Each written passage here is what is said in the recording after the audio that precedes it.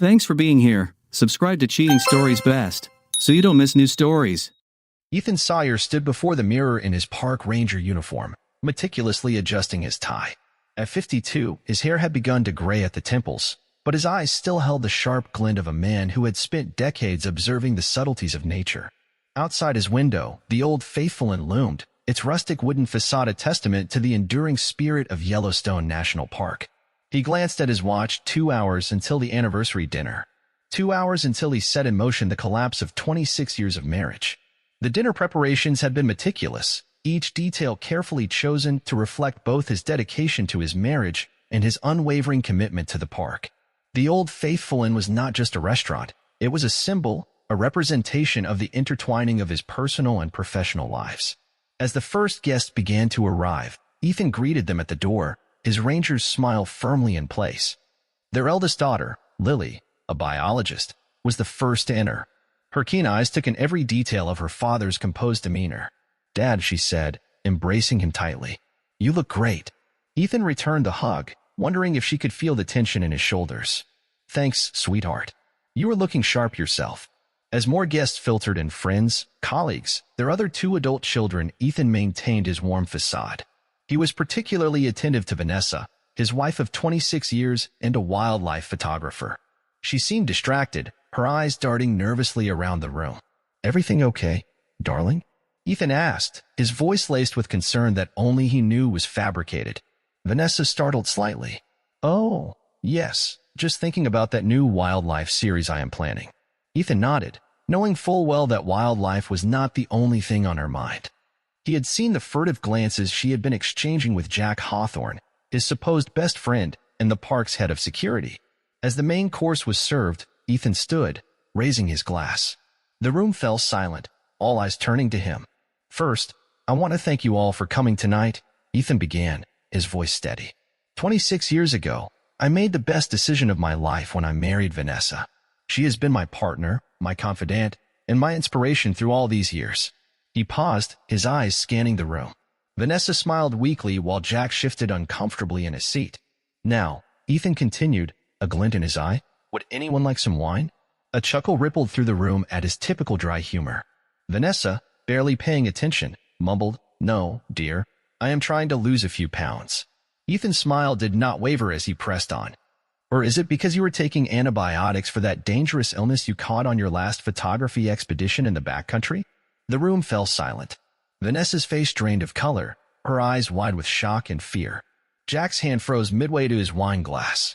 Before anyone could react, Lily stood abruptly, her chair scraping against the wooden floor. "Dad," she said, her voice quavering, "there is something else you need to know." All eyes turned to Lily, who stood trembling, her gaze fixed on her father. "Mom's affair, it is not with a stranger." Ethan's eyebrows rose in feigned surprise. "Oh." Lily took a deep breath. "It is with Jack." The room erupted into gasps and murmurs. Jack attempted to stand, his face a mask of guilt and panic. "Now, hold on a minute. Do not," Ethan said, his voice cutting through the chaos like a knife. "Do not insult us all by trying to deny it." He turned to the stunned guests. "I apologize for the dramatics, but I believe it is time for everyone except Vanessa and Jack to leave. We have some private matters to discuss." As the room cleared, the tension thickened, becoming almost palpable. Vanessa sat frozen in her chair while Jack paced nervously by the window. Once they were alone, Ethan's calm demeanor cracked slightly. His eyes, usually warm and inviting, now held a cold fury that made both Vanessa and Jack flinch. "How long?" Ethan asked, his voice dangerously quiet. Vanessa opened her mouth to speak, but no words came out. Jack stepped forward, his hands raised in a placating gesture. "Ethan, buddy, we never meant for this to happen. It just, how long?"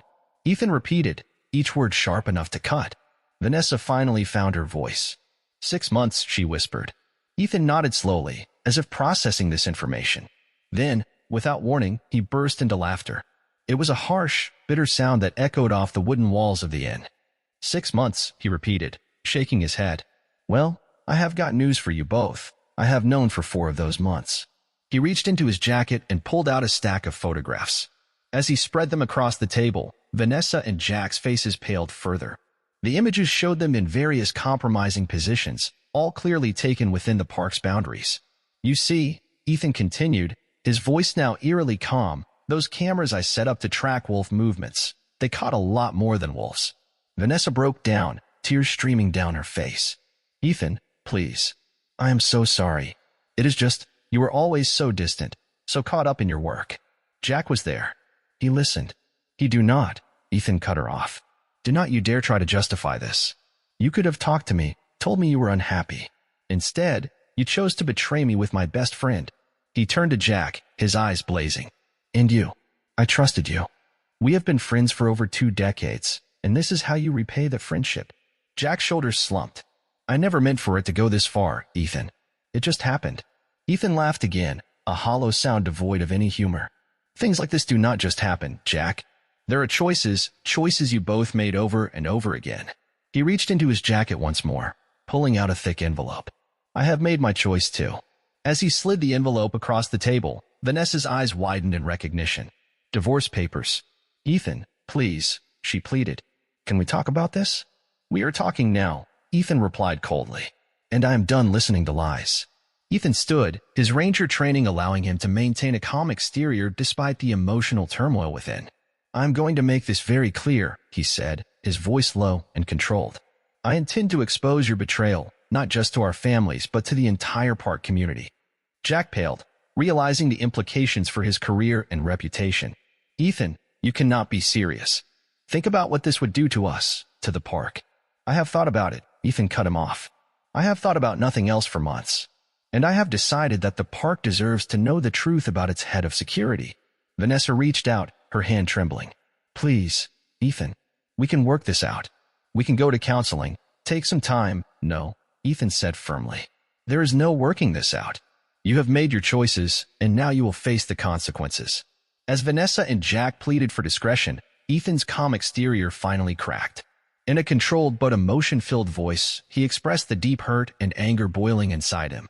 Do you have any idea what you have done? Not just to me, but to everything I stand for? I have dedicated my life to this park, to protecting it. And you too. You have turned it into your personal playground for your affair. He turned to Vanessa, his voice softening slightly. I loved you, Vanessa. God help me, I still do. But this, I cannot forgive. To Jack, his tone hardened once more. And you, I trusted you with my friendship, with the security of this park. You betrayed both. Ethan gathered the photographs, tucking them back into his jacket. I will give you both some time to think about your options. But know this, one way or another, there will be consequences for your actions. As he turned to leave, Vanessa called out, her voice broken. Ethan, please. What about the children? Ethan paused at the door, his hand on the knob. Without turning back, he replied, they deserve to know the truth, all of it. With that, he walked out, leaving Vanessa and Jack to face the wreckage of their choices. The weight of the past months, the pain of betrayal and the uncertainty of the future crashed over Ethan like a tidal wave. For a fleeting moment, he considered turning back, telling them it was all a terrible mistake, that they could find a way to fix things. But then he remembered the images captured by those hidden cameras, the whispered conversations he had overheard, the lies told to his face day after day. No, there was no going back. The only way was forward, into the wilderness of an unknown future. Taking a deep breath, Ethan straightened his shoulders and walked away from the dining room. He had a new mission now, to protect the park he loved from the very people he had once trusted most. And like every mission he had undertaken in his long career as a ranger, he intended to see it through to the end. As he stepped out into the cool night air, the distant rumble of Old Faithful erupting reached his ears, a reminder of the enduring power of nature, of the things that remained constant even as the world around them changed. Ethan allowed himself a small, satisfied smile.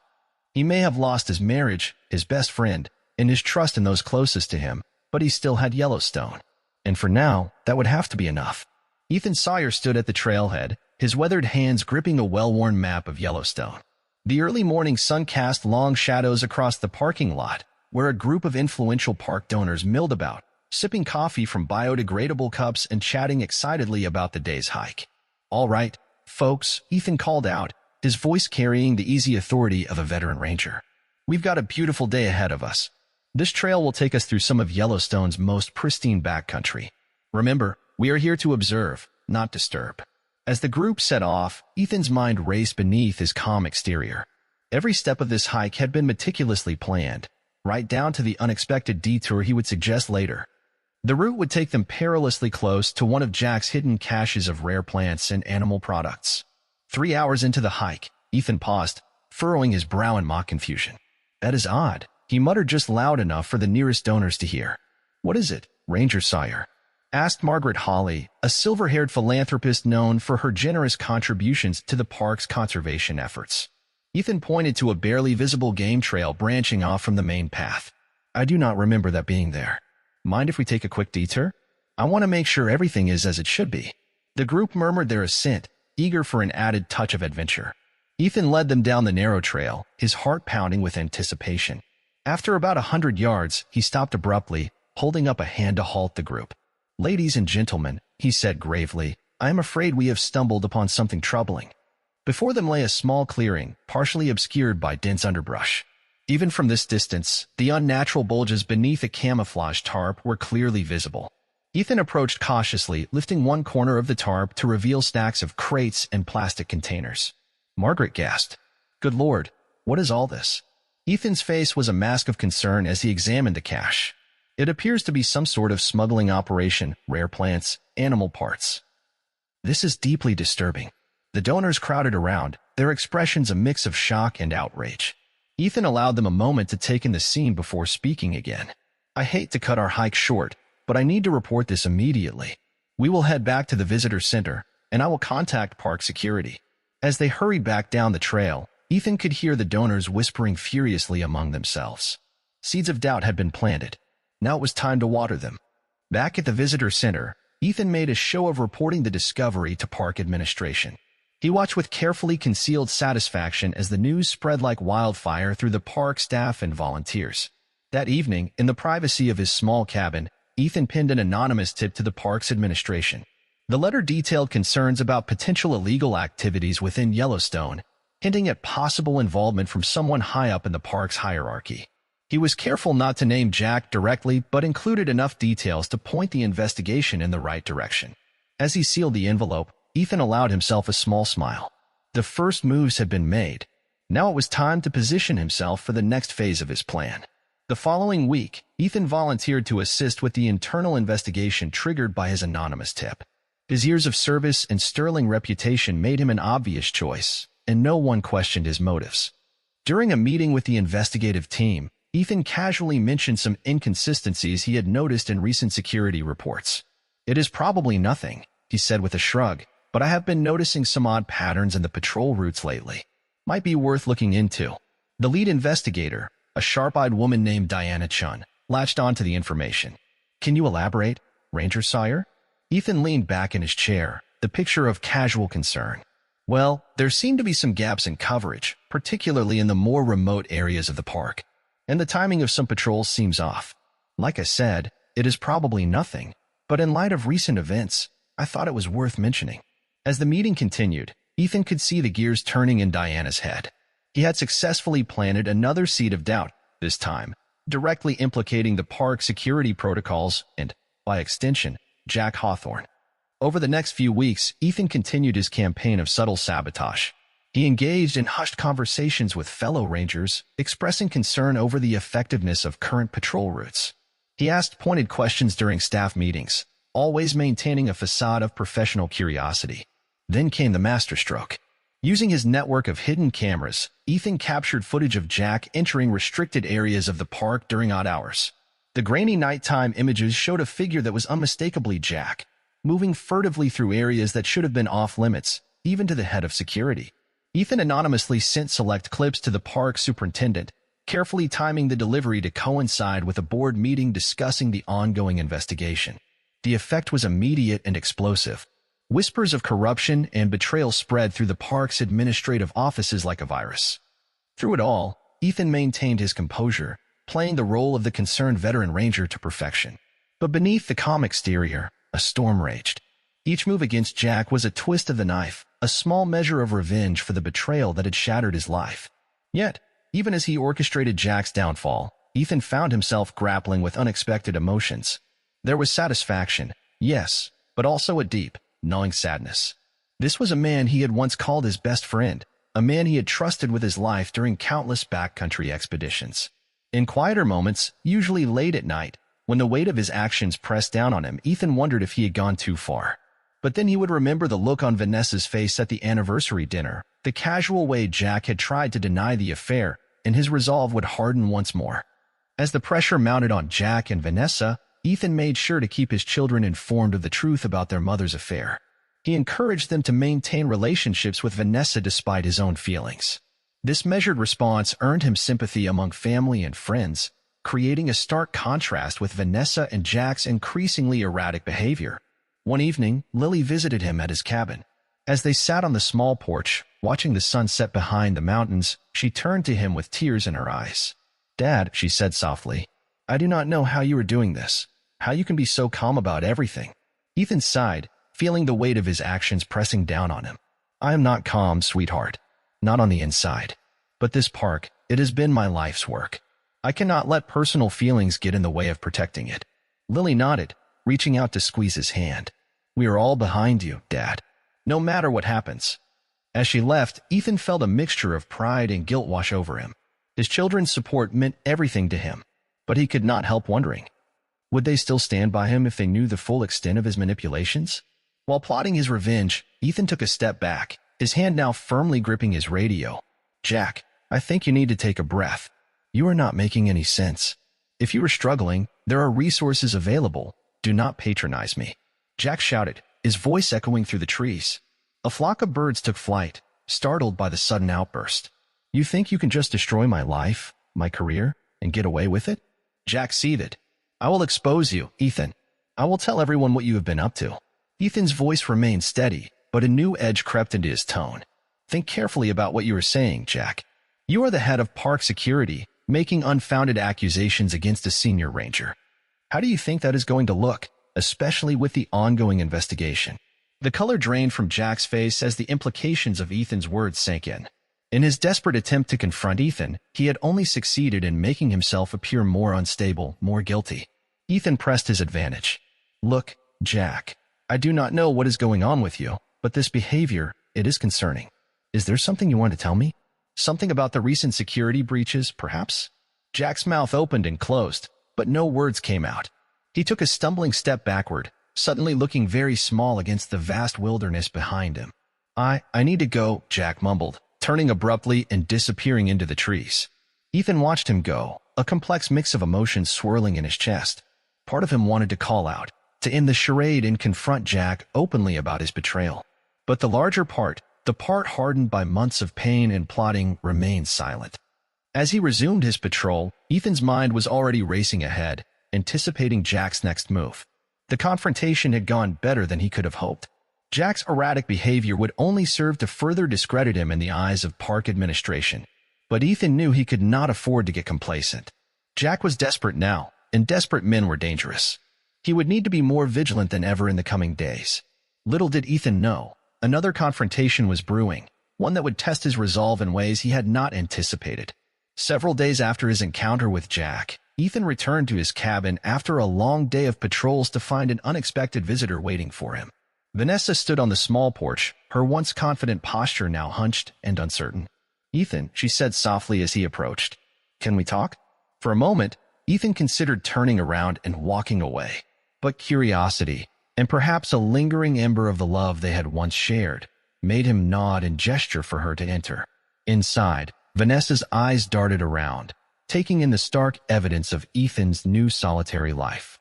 A single cot, a small desk covered in maps and reports, a kitchenette with only one plate and mug. It was a far cry from the comfortable home they had shared for over 2 decades. "What do you want, Vanessa?"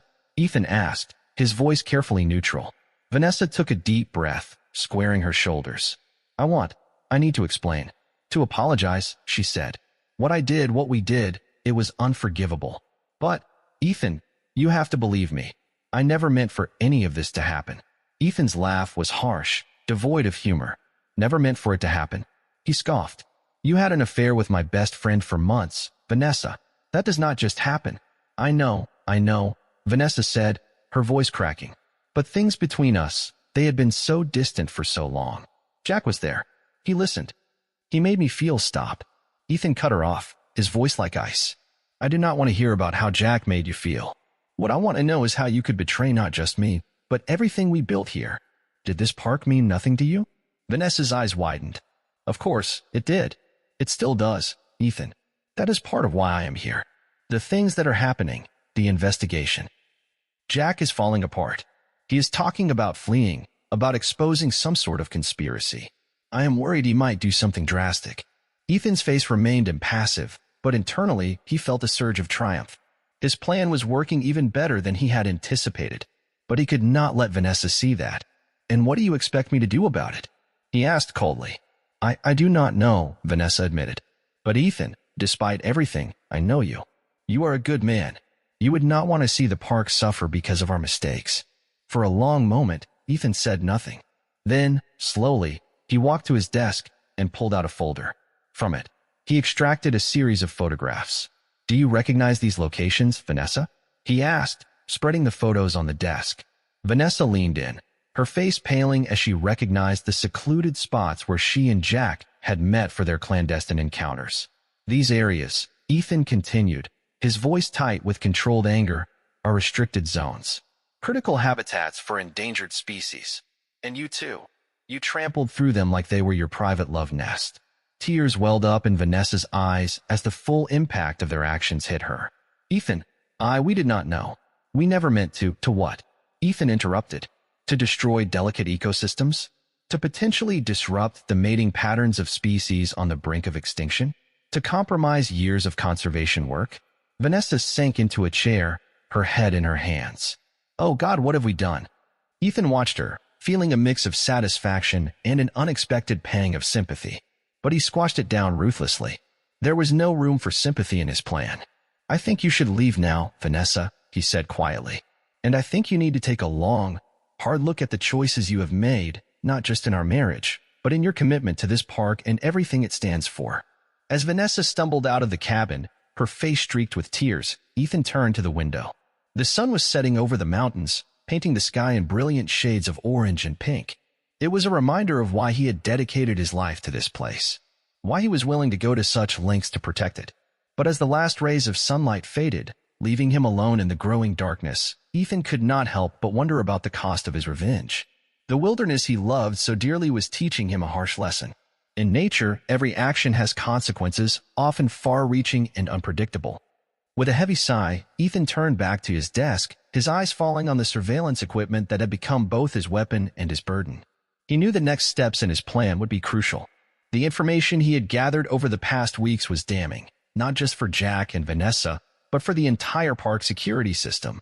Ethan reached for his encrypted laptop, his fingers flying over the keys as he compiled the evidence he had collected. Wildlife protection agencies would be very interested in the rare plant and animal smuggling operation he had uncovered. But he had to be careful to keep his own involvement hidden. As he worked, a plan began to form in his mind. Jack's ex-wife, Sarah, a former park ranger who had left under mysterious circumstances, could be a valuable asset. Ethan had always suspected there was more to her departure than the official story of personal reasons. With a few discreet phone calls and carefully worded emails, Ethan set up a seemingly chance encounter between Sarah and Vanessa. The next day, he watched from a distance as Sarah and Vanessa met at the Old Faithful Inn's coffee shop. Even from afar, he could see the shock and disbelief on Vanessa's face as Sarah spoke, her animated gestures telling a story that was clearly causing Vanessa distress. As the women parted ways, Vanessa stumbling slightly as if the ground beneath her feet had shifted, Ethan felt a twinge of what might have been guilt. But he quickly suppressed it. This was necessary, he told himself. For the park. For justice. Ethan crept closer. As he drew near, he recognized the voices Jack and Vanessa. They were arguing in hushed but heated tones. We have to do something, Jack, Vanessa hissed. Ethan is destroying us. He knows everything. Jack's response was low and angry. Do you not think I know that? But we cannot just run. We need a plan. Ethan froze, his heart pounding.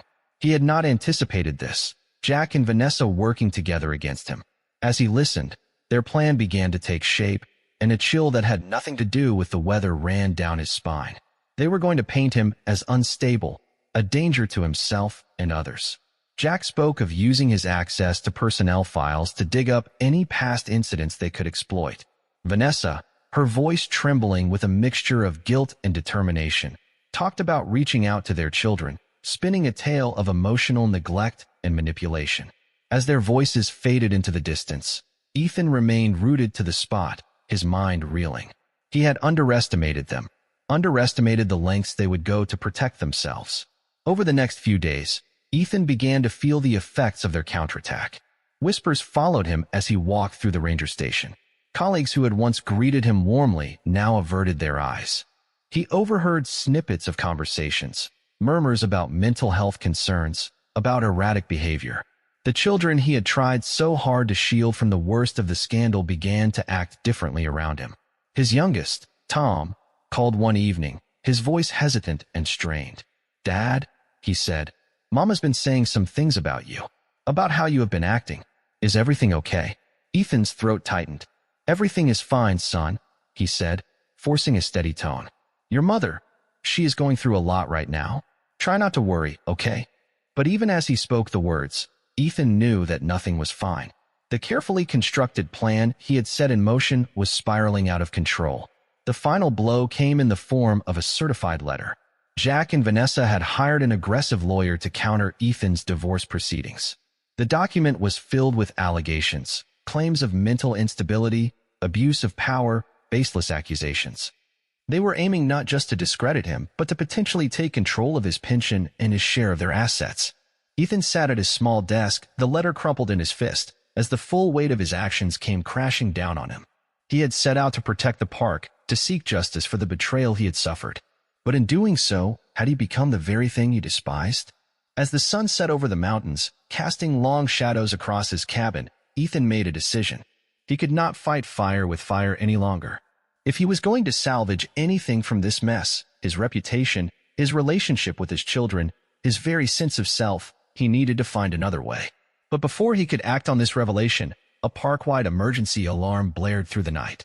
A massive wildfire had broken out in a remote section of Yellowstone, threatening not just the ecosystem but potentially exposing evidence of Jack's smuggling operation. As Ethan grabbed his gear and rushed out to join the firefighting efforts, he realized that nature, in its implacable way, had taken control of the situation. The wilderness he had sought to protect would now be the stage for the final act of this drama. The irony was not lost on him as he climbed into a park vehicle, siren wailing. In his quest for revenge, he had forgotten the most fundamental lesson Yellowstone had taught him. In nature, balance always reasserts itself, often in the most unexpected and violent ways. As he sped toward the growing inferno, Ethan knew that whatever happened next would be beyond his control. The sky above Yellowstone was an angry bruise of purple and orange, the setting sun barely visible through the thick smoke that choked the air. Ethan Sawyer stood at the edge of a cliff, his eyes scanning the horizon, where flames licked at the treetops like hungry demons. The wildfire had started small, a single lightning strike in a remote corner of the park, but drought conditions had turned it into a raging inferno, threatening to consume everything in its path. Ethan's radio crackled to life. "All units, this is dispatch. The fire has jumped the fire break at Sector 7. I repeat, the fire has jumped the fire break. All personnel to evacuation points immediately." Ethan grabbed the radio, his voice steady despite the chaos around him. "This is Ranger Sawyer. I am taking command of the firefighting efforts in the northern quadrant. All available units converge on my location." As he spoke, Ethan's mind raced. The northern quadrant. That was where Jack had hidden his largest cache of smuggled goods. The evidence that could bring down Jack's entire operation was now directly in the fire's path. For a brief moment, Ethan considered letting it burn. It would be so easy. Nature itself seemed to be offering him the perfect solution, a way to destroy the evidence of Jack's crimes without getting his own hands dirty. But as quickly as the thought came, he pushed it away. That was not who he was. That was not what the park stood for. "Dispatch, this is Sawyer," he said into the radio. "I need a team for a high-risk extraction in Sector 9. We have sensitive materials that need to be secured." "Negative, Ranger Sawyer," came the reply. "Sector 9 is too hot. We cannot risk sending anyone in there." Ethan gritted his teeth. "Then I will go myself. Just have a backup team ready at the extraction point." Before anyone could argue, Ethan was moving. He raced down the rocky slope toward his jeep, the heat of the approaching fire already making sweat bead on his forehead. As he drove towards Sector 9, weaving through smoke-filled valleys and dodging falling embers. Ethan could not help but reflect on the irony of his situation. He had spent months meticulously planning Jack's downfall, and now, here he was, risking his life to preserve the very evidence he had worked so hard to uncover. The jeep skidded to a halt at the edge of a small clearing. Through the thick smoke, Ethan could just make out the outline of a small cabin, Jack's hidden storage site. He pulled a bandana over his face and grabbed his emergency pack before plunging into the smoky haze. Inside the cabin, the heat was oppressive. Ethan moved quickly, gathering up rare plant specimens and carefully labeled boxes of animal products. Each item represented a betrayal of the park, of their friendship, of everything Ethan held dear. But they were also irreplaceable, vital for both the ongoing investigation and the park's research efforts. A distant rumble caught his attention. The fire was getting closer. Ethan redoubled his efforts, sweat stinging his eyes as he loaded the last of the evidence into his pack. Just as he was about to leave, a glint of metal caught his eye. Hidden beneath a loose floorboard was a waterproof case. Ethan pried it open. Inside was a detailed ledger, names, dates, amounts. The smoking gun he had been searching for all along. Clutching the ledger to his chest, Ethan stumbled out of the cabin. The world outside had transformed into a hellscape of smoke and flame. He could barely see the jeep through the thick haze. Suddenly, his radio crackled to life. "Mayday, mayday. This is Jack Hawthorne. I am trapped in Coyote Canyon. The fire, it is everywhere. If anyone can hear this, help." Ethan froze. Coyote Canyon was less than a mile from his current position. He looked down at the ledger in his hands, then back toward the direction of Jack's distress call. The choice before him was clear: secure the evidence and ensure Jack's downfall, or risk everything to save the man who had betrayed him.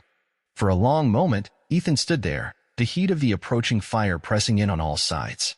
Then, with a muttered curse, he shoved the ledger into his pack and turned toward the flames. Coyote Canyon. "Hang on, Jack," Ethan growled into the radio. "I am coming." The drive to Coyote Canyon was a nightmare of smoke and flames. Twice, Ethan had to swerve to avoid falling trees, the jeep's tires spinning in the loose ash. As he neared the canyon, he saw why Jack had become trapped. The fire had created a perfect storm, with the wind funneling the flames into a roaring inferno that had cut off all escape routes. Ethan parked the jeep at the canyon's edge and grabbed his emergency gear. As he rappelled down into the smoke-filled canyon, he could hear Jack's desperate cries for help. "Jack," Ethan shouted. "Where are you?" A weak cough answered him. "Here.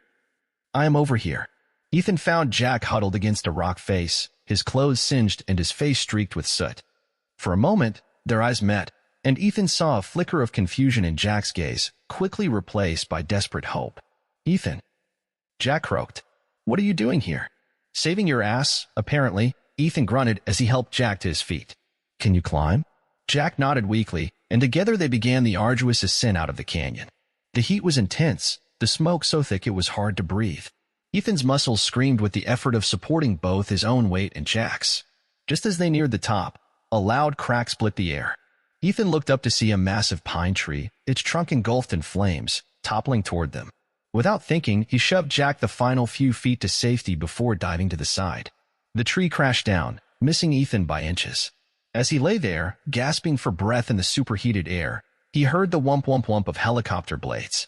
A spotlight cut through the smoke, illuminating the scene as the rescue team rappelled down to secure them. Ethan caught Jack's eye once more. There was something there, gratitude, certainly, but also shame. A dawning realization of the magnitude of his own actions. The helicopter lifted off, carrying them away from the inferno below.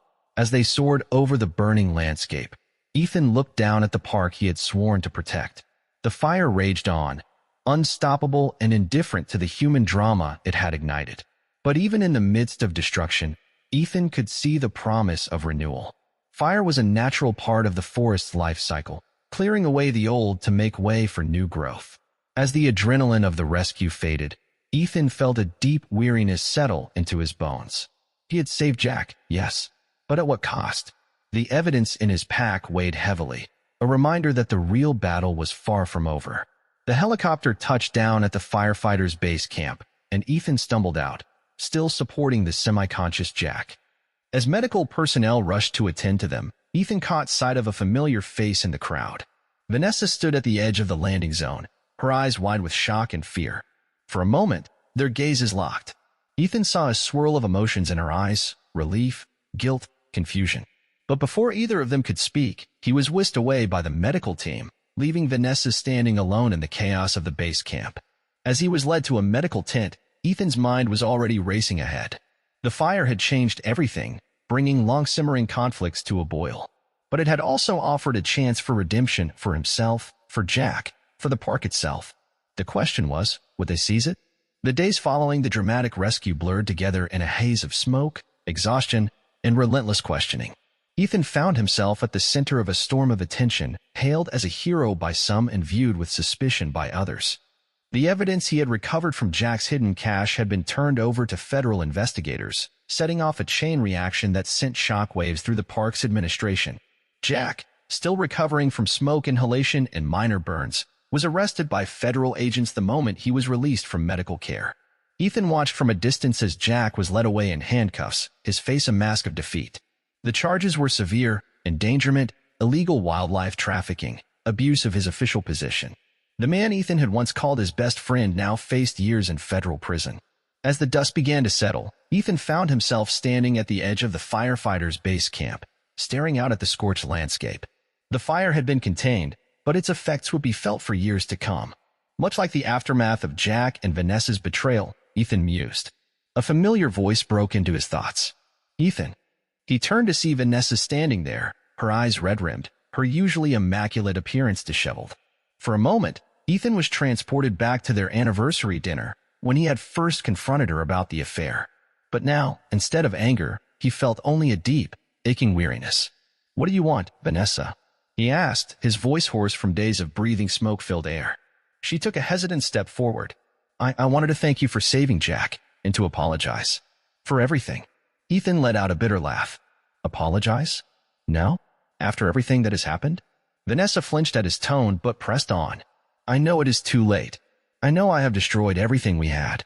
But, Ethan, seeing you risk your life like that, it made me realize how far we have all fallen. How far I have fallen." For a long moment, Ethan said nothing. He looked out at the blackened trees, the ash-covered ground. Somewhere out there, new life was already beginning to stir, seeds awakening in soil enriched by the fire's destruction.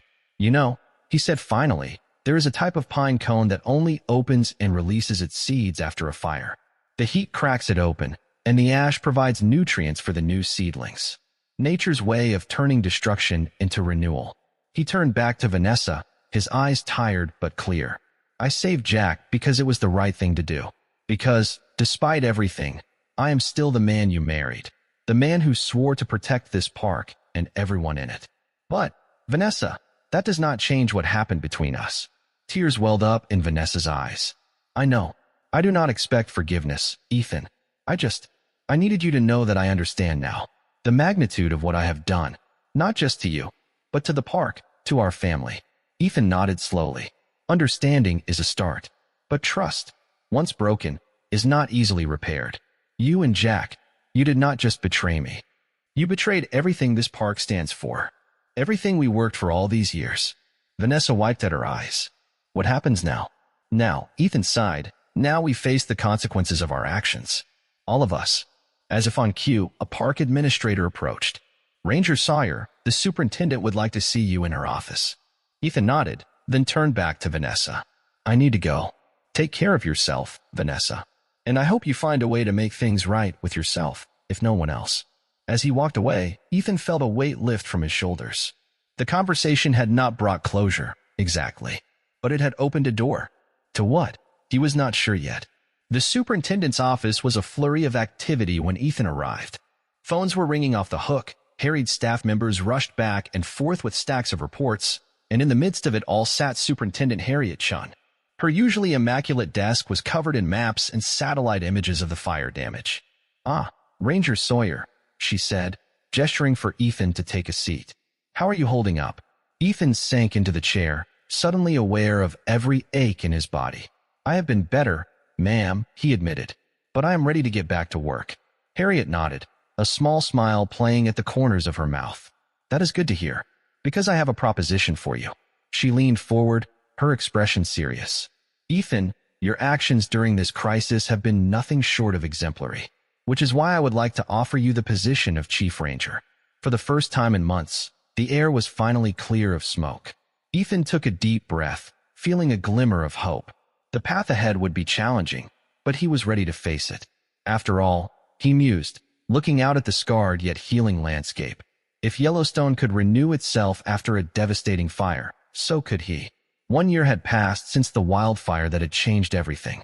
Ethan Sawyer stood at the summit of Mount Washburn, Yellowstone's highest peak, surveying the landscape below. The scars of the fire were still visible, but they were softened now by the vibrant green of new growth. Nature, in its infinite wisdom, had already begun the process of renewal. Ethan took a deep breath, filling his lungs with the crisp mountain air. So much had changed in the past year, both in the park and in his own life. As Chief Ranger, he had implemented sweeping changes to the park's conservation policies and ethical training programs. It had not been easy, change never was, but he could already see the positive impact. His radio crackled to life, breaking the mountain silence. "Chief Sawyer, this is dispatch. Just got word from the warden. Jack Hawthorne's sentencing is complete. 15 years in federal prison."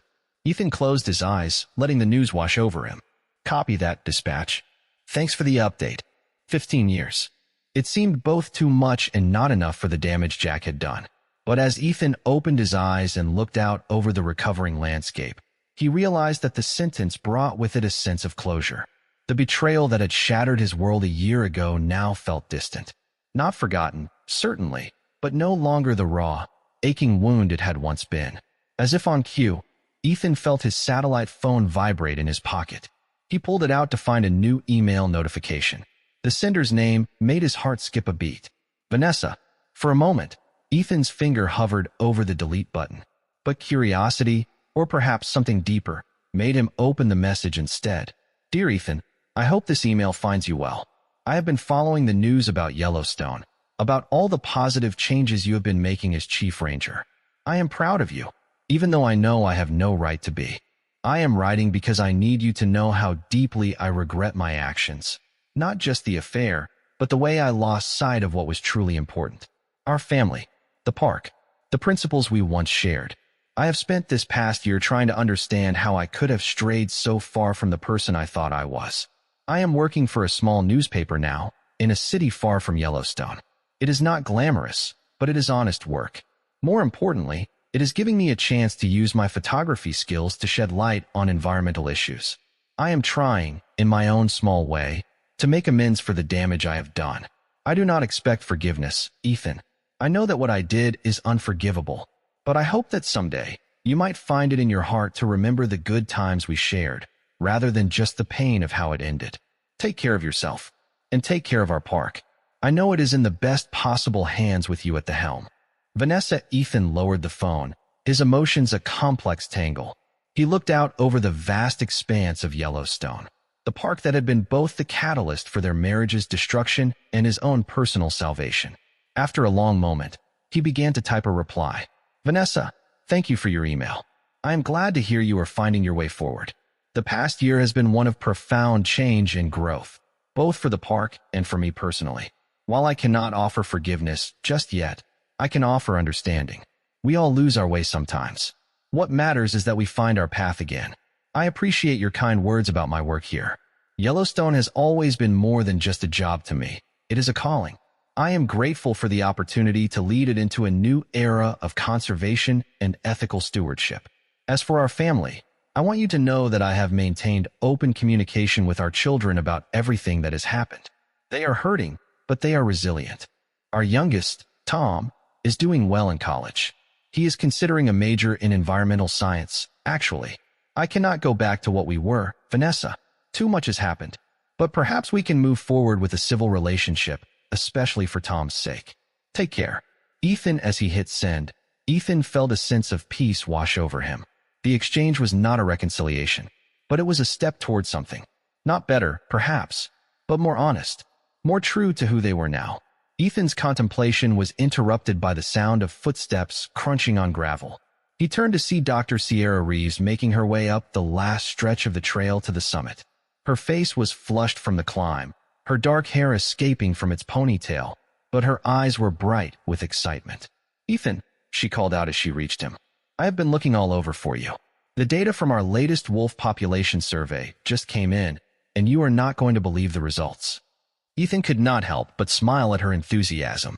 Over the past year, he and Sierra had worked closely together on various conservation projects.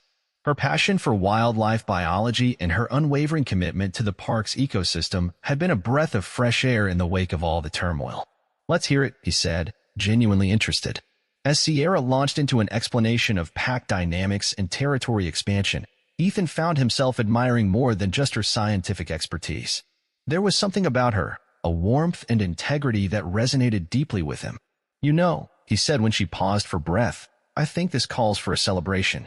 How about dinner at the Old Faithful Inn tonight? I hear the bison steaks are excellent this time of year." Sierra's eyes widened in surprise, then crinkled with pleasure. "I like that, Ethan. I would like that a lot." As they began the descent from Mount Washburn, walking side by side, Ethan felt a spark of something he had not experienced in a long time. Hope, not just for the park's future, but for his own. The trail wound through areas still bearing the scars of last year's fire, but everywhere, new life was sprouting. Wildflowers painted the ashen-rich soil in vibrant hues, and young saplings reached hopefully toward the sky. Ethan paused for a moment, taking in the scene. "You know," he said to Sierra, "there is a theory in fire ecology called the intermediate disturbance hypothesis. It suggests that occasional disturbances, like wildfires, can actually increase biodiversity in an ecosystem." Sierra nodded, intrigued. "By creating opportunities for new species to establish themselves, right?" "Exactly," Ethan replied. "I have been thinking lately that maybe the same principle applies to life. Sometimes, it takes a major disturbance to clear away the old growth and make room for new possibilities." He turned to Sierra, suddenly aware of how close they were standing. "I have spent the past year focused on rebuilding the park, on making things right. But I am starting to realize that there might be room in my life for something new, too."